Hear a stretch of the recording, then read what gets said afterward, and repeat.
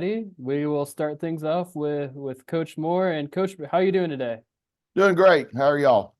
Doing well. We'll Good. kick things off with an opening statement and how excited your team is to be playing this week in Greensboro. Yeah, Greensboro is such a great host of our tournament, do an unbelievable job of really promoting and making it special for our student athletes. So we're excited to get back over there, and our league is so balanced. There's so many great teams this year that I think it's wide open, and it'll be interesting to see who can get hot, I guess. Thanks, Coach. We'll kick off questioning now. If you have a question, please use the raise hand function at the bottom of the screen. We'll start with Rob McLam. Yeah, Wes, obviously it behooves a team to get the double bye if you want to win the ACC tournament. But when you get that double bye, you know that when Friday comes around, you're going to play a good team. You can't.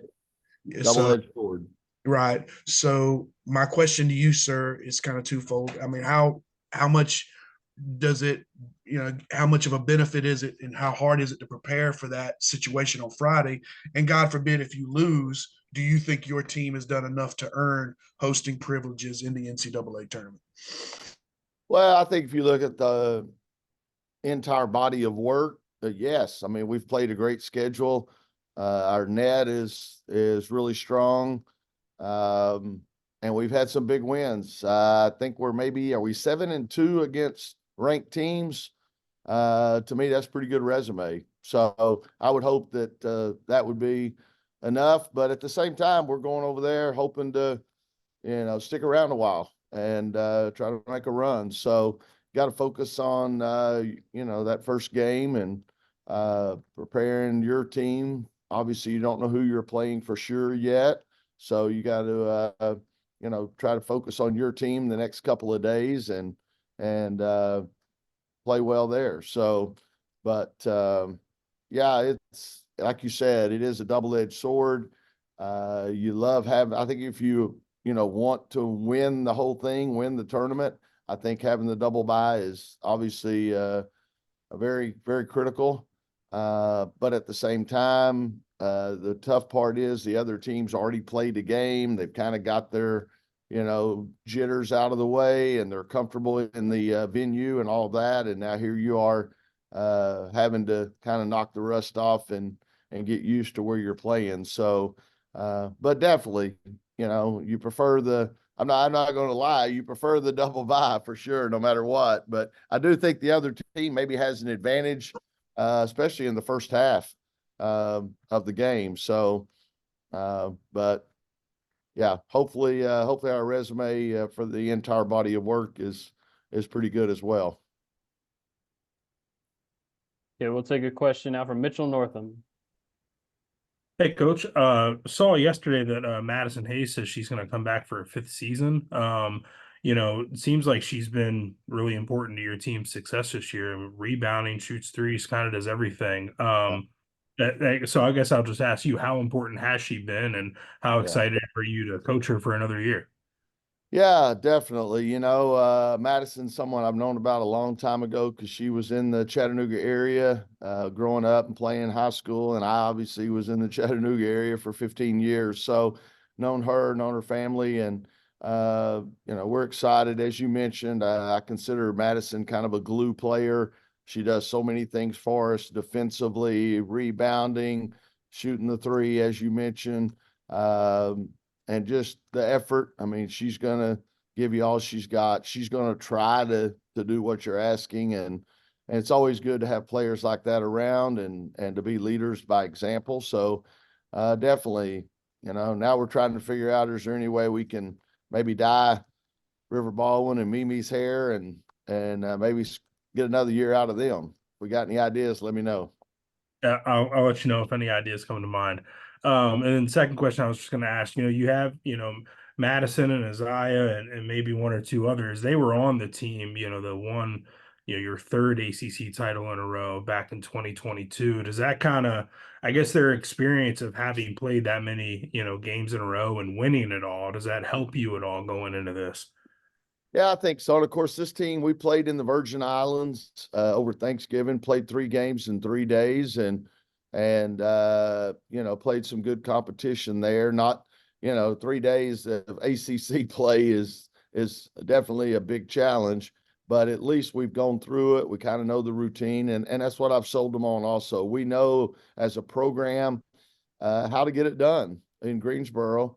But you're right. It's a lot of new people, a lot of new, you know, pieces, so to speak. But at least we know the formula and know how we want to approach it and can go over there with some confidence.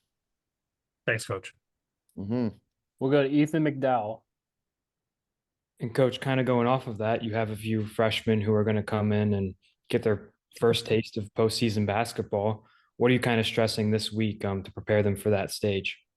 Well, we're off today, so we hadn't really, you know, discussed anything a whole lot yet. But you know, I don't know that things change a whole lot. I mean, yes, the intensity maybe is ramped up and the urgency is a little bit higher.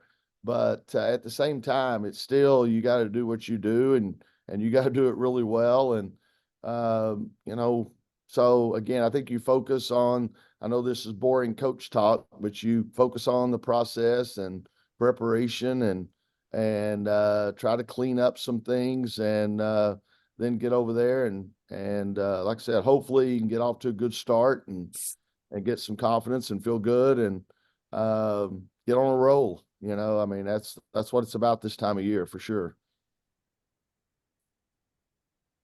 We'll go to Ernie Myers. I'm sure Coach don't really want to hear from me all the time, but I got my hand raised. Coach, yeah, he stole my question in regards to Zoe Brooks and, you know, and getting her prepared for the tournament and what it means, you know, to be, you know, because she plays a lot as a freshman and just talk about her play down the stretch of the year, because at one time I thought she may have hit the freshman wall, but the last 2 games she's played well. Defensively and offensively. Yeah, I think the more experience you get, the better, you know, and I'll include, you know, Maddie Cox and Lacey Steele in that. You know, we're going over there. Obviously, your goal is to play 3 games in 3 days. So you're going to need some other people to step up and you know, give us some quality minutes when they get the opportunity. But yeah, Zoe, I think her, maybe her energy, her urgency on defense has gotten better. I know it was really good against Syracuse when she was trying to stick with fair a little bit. And again, when you're playing somebody like that, it's a team effort. Everybody's got to help. But I did think her energy, I think just the challenge of trying to guard somebody that great of a player really helped her.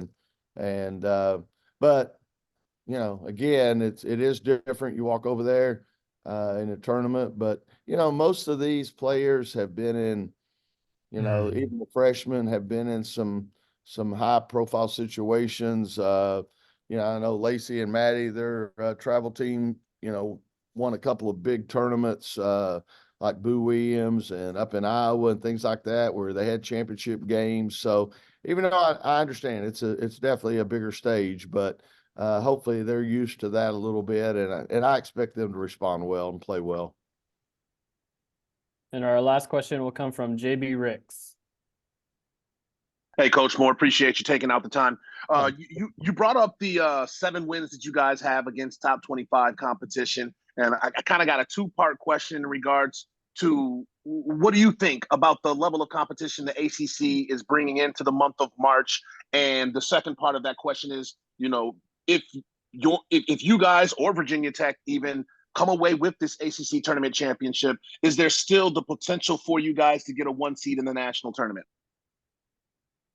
Yeah, I mean, I think we'd have to, you know, go over there and really get on a roll and be impressive. Obviously, Virginia Tech right now is, you know, a notch ahead of us in the seeding and that sort of thing. I'll be honest, I'm not really concerned about that. You know, I'd, you know, love to be a number 2 seed would be great. But just, you know, again, the important thing is have the opportunity to host the first and second round is really really big. And so I'm not too worried about or concerned about whether we're a 2 or a 3 or whatever. Let's just, try to go over there and, like I said, play well, get some momentum going as we get into the postseason play. It's a whole new year. You can erase the board and start over, so to speak. So, again, more concerned about how we're playing and how we do on the court than I am all the other outside stuff. And your thoughts on the level of competition the ACC Oh, yeah, my compares bad. to Yeah. other. Unbelievable. Hey, we were undefeated in the non-conference and we played some really good people. But we hit a couple of speed bumps in the ACC, and I just think there's so much talent, and especially when you're on the road. I look at it, we've lost 5 games this year, and right now it's projected that all 5 of those teams will be in the NCAA tournament. So it's tough, and we won a lot of close games too. I think we won 3 games in overtime. So that's why I think it is wide open in Greensboro. If I'm a basketball fan, I would love this tournament because I think there's going to be what some people would call upsets, but to me, nothing would surprise me because you can go all up and down the standings, and you can make an argument for a whole lot of teams on how they could get hot and get on a roll. Appreciate you, Coach. I'll see you in Greensboro this week. All right, man. Thank you.